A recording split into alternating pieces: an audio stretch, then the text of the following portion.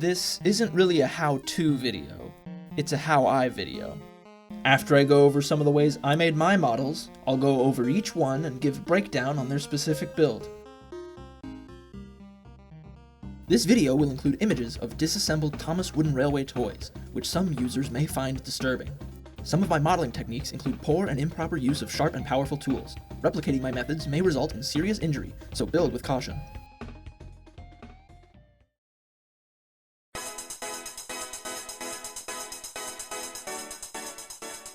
I cut up and used a number of Thomas Wooden Railway toys from my collection, but this is not entirely necessary. I also used wooden dowels for some of the boilers, domes, and funnels, popsicle sticks for running boards, and scrap wood for other various components, such as tenders, tanks, and more. The wheels, axles, magnets, and faces are the hardest part if you don't want to sacrifice engines from your collection, but not impossible. If you want to see completely scratch-built engines, go check out Narrow Gauge. He's made some amazing models out of paper, cardboard, and even staples as couplings. Very nice stuff. The other part we'll need is tools, and you don't need the best of the best just to make a small wooden toy. The only electric tools I use are a Dremel, an air compressor, and a drill. I also have access to a circular saw, but it's a little big for what we're doing. Other tools I've used include a vise, hand saws, a putty knife, a chisel, screwdrivers, hammers, files, rulers, clamps, rubber bands, sandpaper, and a gallon of Elmer's glue. For painting, I have a number of brushes, paints, masking tape, and an airbrush, which is not necessary.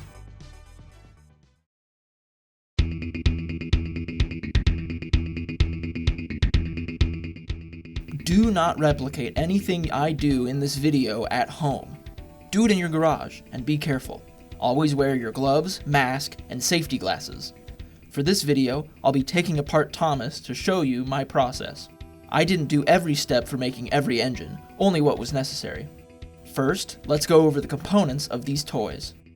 We have the chassis, which holds the wheels, axles, and magnets, and the body, which includes the running board, the boiler and tanks, the cab and bunker, and the smoke box and face. Start with securing the engine in a vise. I made wooden teeth in order to avoid damaging the model, but just holding it in with wood pieces or cloth does the same thing. The body is held onto the chassis using 2 plastic pegs and a little bit of glue. So using a hammer, I can gently wedge a putty knife between the 2 pieces. Once it's in, we can either pry up on the piece using a flathead screwdriver or our putty knife, or gently break the pegs by tapping the knife with a hammer.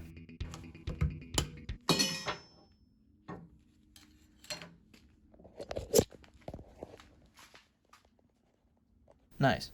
The newer line of toys have a different design, with a single larger plastic piece as the pegs, with the magnets built into it as well. This can be a little more difficult to remove in one piece. Removing the wheels from the chassis is as simple as pulling them off the axle, but it is also very easy to damage the wheels or the chassis. The best way I have found to do this is to use the back of a claw hammer to pry them off, being careful not to break the pieces in the process. The magnet can be removed by wedging the putty knife or the claw hammer under it, but only remove them if you absolutely have to, as it is very easy to bend the nail or break the magnet. For the body, let's start with the smoke box and face. If you can't wedge in the putty knife, you can cut away some of the boiler or the smoke box to get it started. The face has small tabs holding it onto the smoke box, and can be removed using a small tool or a nail, either pushing on the tabs or breaking the ends of them. Face and smokebox designs vary greatly across engine type and year, so this method may not work for all of them. This, of course, is also true for taking apart the body. The glue on the older ones tends to be a little weaker, and the build quality is a little lower. Either use a saw to cut it however you want, or try and force the pieces apart along the glue lines. That's all of the separate components, but there is still one more step. Sand and file the parts wherever they are going to be glued or painted. This will allow the glue or paint to stick better. Please remember that some red and yellow models manufactured between 2005 and 2007 may contain lead paint, which when sanded or cut can be inhaled and pose a health risk.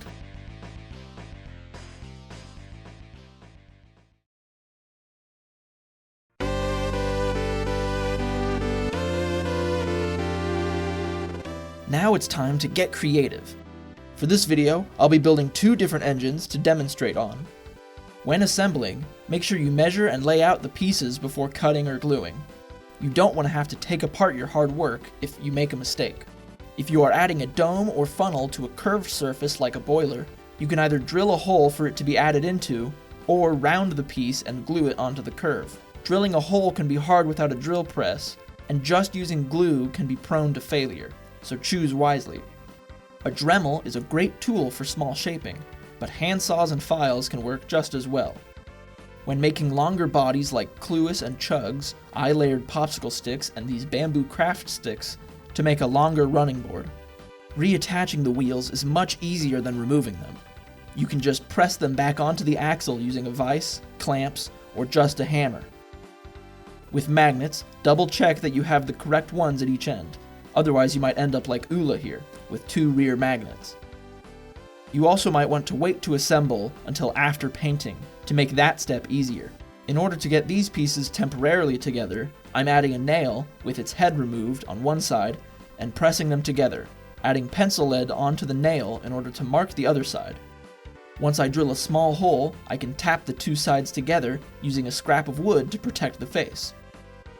If you're making your own bogies, first find a screw or nail, drill a hole smaller than the head of the screw or nail, then drill partially through with a larger bit for the head to rest in. After that, line up the bogie with the body, setting the magnet just past the edge of the body, then mark your holes. It's important to measure the center of the body for your model to set straight. Pre-drilling your holes will prevent splitting the body. I like to have some test track nearby while building, in order to keep my designs from getting stuck on any turns or switches. If you are drilling new axle holes into a chassis, use another chassis to align the drill and keep it upright. Make sure that the axle won't interfere with the magnet nail and the wheels won't collide with the running board or the other wheels. When gluing, it is important to hold the pieces together tightly using clamps or rubber bands, and to leave it held for at least a day or 2, depending on the temperature and humidity of your workspace.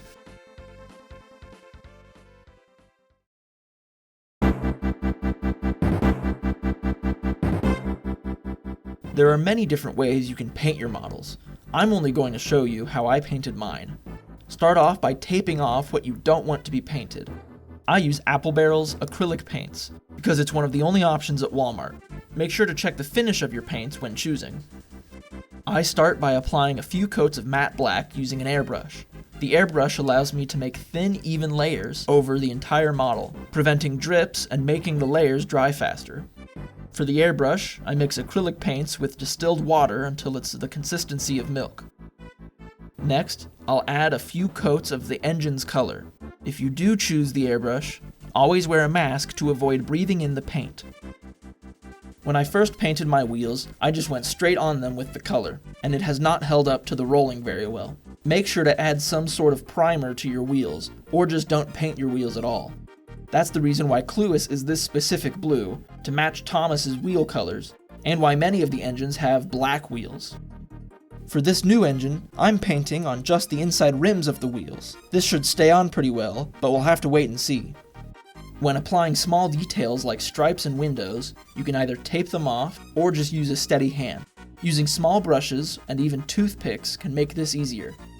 Once you let it dry, you can remove the tape, fix the paint that the tape may have messed up, finish applying all of your little components, and then you're finished.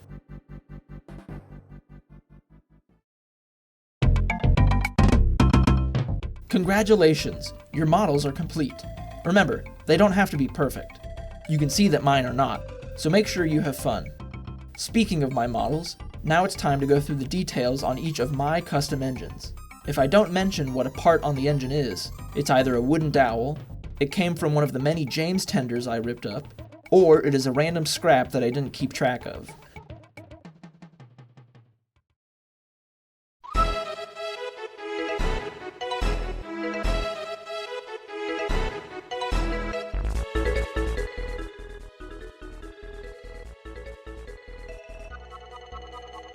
Chugs Bigley is based on the London, Midland and Scottish Railway Class 7F. He was made using 2 of the Baby Thomas's chassis as bogies, 1 Baby Thomas face and smokebox, Mavis's cab for his cab, Gordon's cab for his firebox, a slice of James's tender to raise the cab and firebox, and a custom running board. His tender is an unmodified James tender. Danny Puffer's basis is the London and North Eastern Railway's Class J39. Like Chugs, he uses Baby Percy's face and smokebox. He also uses Baby James's tender's chassis and part of Baby Percy's chassis, as well as Gordon's running board and Thomas's cab. His tender is an unmodified James tender. Cook Emir is based on the Japanese National Railway's Class C56. She is mostly a Henry, which has been modified, with Molly's smokebox and face, custom bogies, and a modified James tender. Oslo's basis is the Danish State Railway's Class P. He is made up of Douglas's cab, Molly's wheels, take-along Percy's face, and a custom running board. He uses a modified James tender. Cluis is based on Central Brazil Railroad number 370, an Alco-built Pacific. He is made up of 2 Thomas chassis, a custom running board, Spencer's cab, a slice of Gordon's boiler for the firebox, and Douglas's face. He was originally going to use Gordon's face, but it wound up being used on a different engine. His tender body is fully custom. Atto is based on the Highland Railway's Small Ben class. She's basically just James, with Henry's face and smokebox, and added wheel wells. Her tender is also James's tender, slightly modified. Mr. Reese is based on China Railway's JF6 Mikaku class. His running board is custom, his cab is Duncan's, firebox is Gordon's, and his face is Henry's. The body of his tender is custom made. Hugh is based on Indian locomotive class WDS-4. He uses Mavis's chassis without the skirt, Thomas's running board, Percy's cab, and Terrence's face and body. Iris is based on the New Zealand Railway's F-class. She is a modified James, with her saddle tanks being Mavis's body. A split dowel was used to fill in James's cab, and she uses James's face. Charles is based on the Columna Locomotive Works Factory Type 137, specifically number 2062. His cab and running board are Duncan's, his face is from a take-along Henry, and his funnel is cut from a colored pencil. Gazelle is based on the Shropshire and Montgomery Railway No. 1 Gazelle. She is made mostly out of a single Thomas, as she was the first and only character made for my first pilot episode. Bossman's basis is Hungarian State Railway's 377 class, specifically number 6633. He is a Thomas with its boiler cut off, bunker filled out, and added tanks, boiler, and smokebox. He uses Harvey's face. Mervis is based on the Athens Railway ZS class, specifically number 7505. He uses Douglas's running board and chassis, Henry's cab, Duncan's face, and pieces of Thomas's running board as his tanks.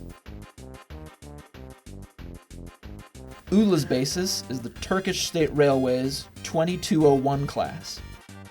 She has Mavis's face, Percy's running board, and uses 2 James tenders for her saddle tank and cab. Betty Jetty's basis is Hawthorne Leslie Works number 3799 Penny Cuick. Her cab is Thomas's body, her running board is Duncan's, her face is Take-Along Bill's, and her saddle tank is a split section of dowel. Kerfuffle is based on an Arnold Jung EL-110 diesel Feldbahn locomotive.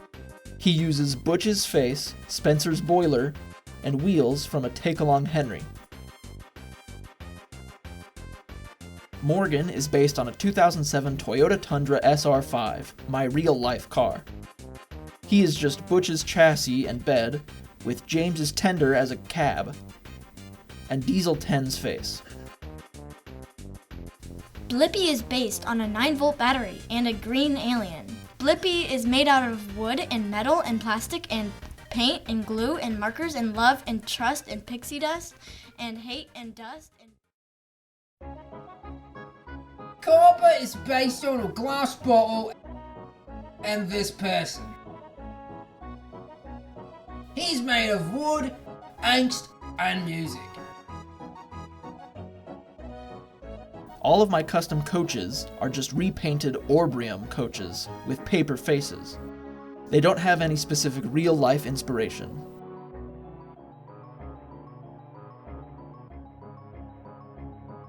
After building the main cast, I took some of my leftover parts and painted them to look like scrap, to use as set dressing. It's just a layer of dark brown with a watered-down orange splattered on top. These are just normal Thomas Wooden Railway rolling stock with paper faces taped on. When I first got my airbrush, I needed to test it out on something, and so this technically became my first custom. It's just Thomas painted black. This is just Toby, but I covered his numbers with tape and then painted over the tape. I made this boat guy while I had the port set built, and I filmed some shots with him, but all of my ideas for him used in stories were cut, so now he is just here. I never even came up with a name. He's just a Lego boat with a face. Tom Moss is based on the Festiniog Railway's double Fairley James Spooner. It is made out of 2 Thomases. Phil is based on the Duquesne Slag Products number 69. You just watched me make her out of the Thomas we cut up, and her face is from a Roll and Whistle Emily.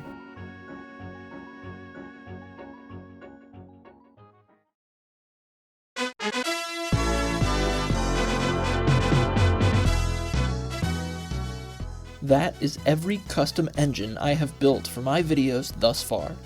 Once I am finished with Season 1, I'll be making another batch of characters for Season 2, and I'll record even more of my process then. I might even live stream it, but we'll have to see. If you were expecting this to be a showcase of my characters and their histories, then I'm sorry. That will have to be a different video. None of this would be possible without the best resource we as a species have come up with, Wikipedia. I use it all the time while researching different things for making my series, so please consider donating to keep knowledge free for all. Thanks for watching. More to come.